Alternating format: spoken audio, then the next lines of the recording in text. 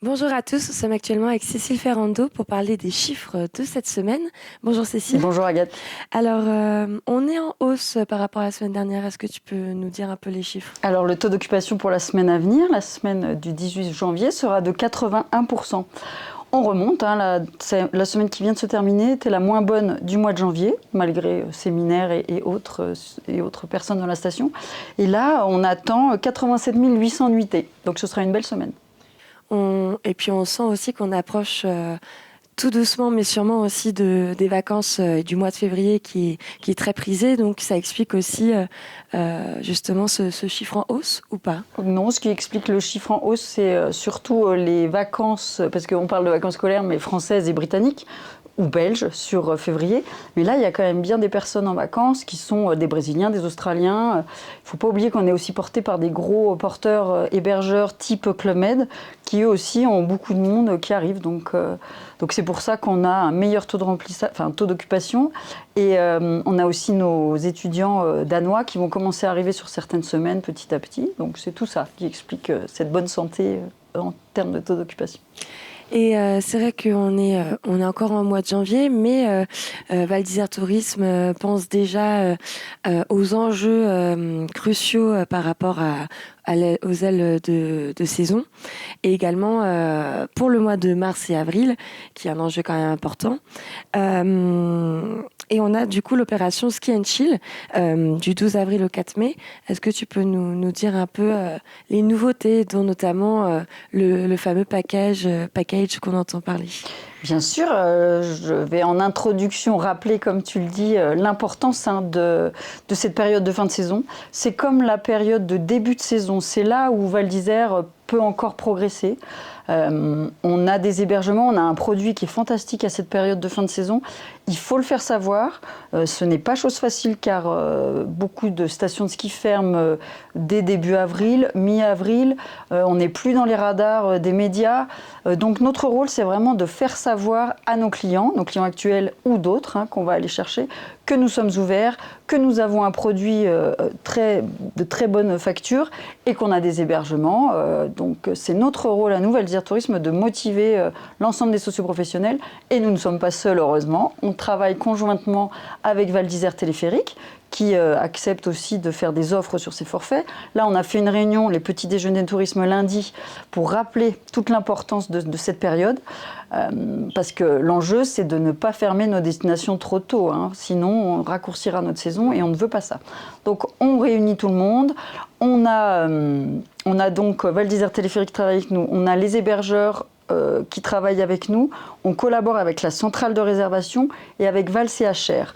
Pour faire simple, on revient sur donc l'opération Ski and Chill. Ce sont les 3 dernières semaines de la fin de saison. Pendant ces 3 dernières semaines, on a des événements, le Festival Aventure et Découverte, on a l'Alpine Park, on a des privés qui font eux aussi leurs événements, la Folie Douce, Évolution 2 avec son balathlon et plein d'autres.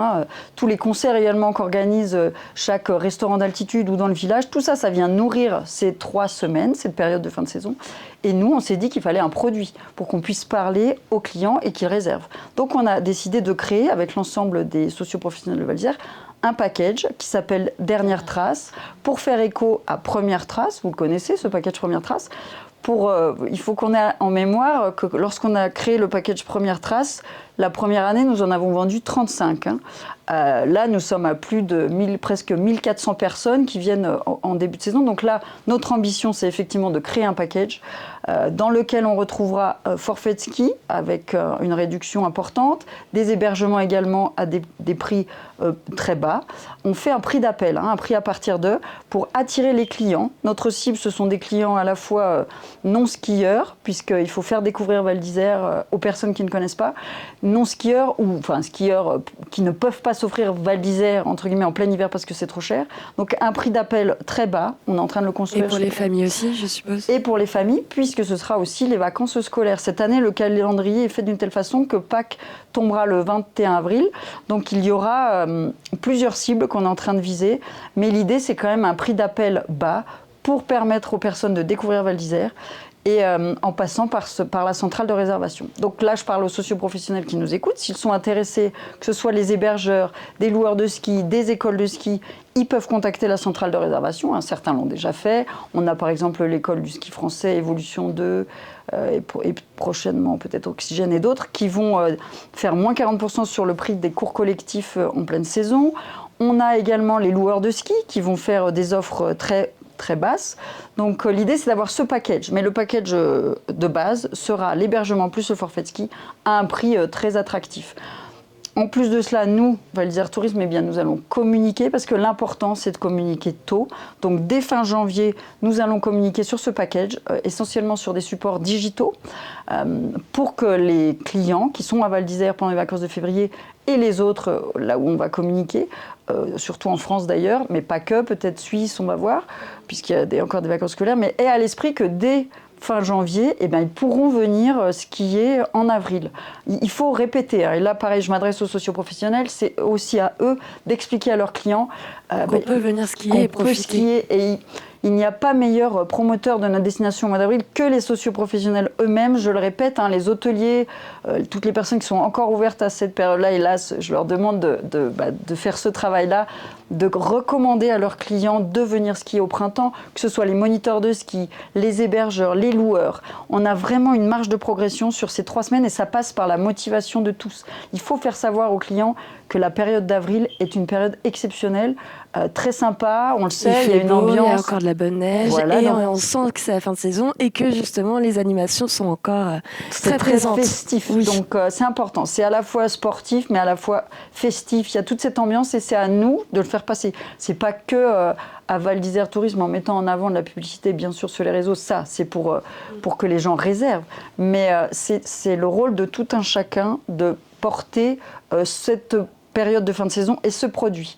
Il faut savoir que nous ne sommes pas les seuls. Nous collaborons aussi avec d'autres destinations qui ferment tard. Je pense à Tignes, je pense à Val Thorens. Nous étions en réunion avec eux la semaine dernière pour voir un peu les bonnes pratiques de chacun. Alors, tout le monde essaye, tout le monde fait des packages comme nous. On se rend compte que plus on les fait tôt et plus on peut en vendre. Anticipe, ouais. Donc, c'est important de le faire dès la fin janvier.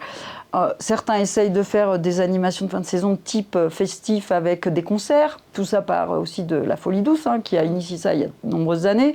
Donc certains font des festivals, d'autres des happenings sur le domaine, d'autres font des événements. Mais Val d'Isère est quand même très bien placé. Ça fait de nombreuses années, nous, que nous essayons de porter la fin de saison. Il faut qu'on continue nos efforts. Là, on s'organise, donc on va être encore plus fort.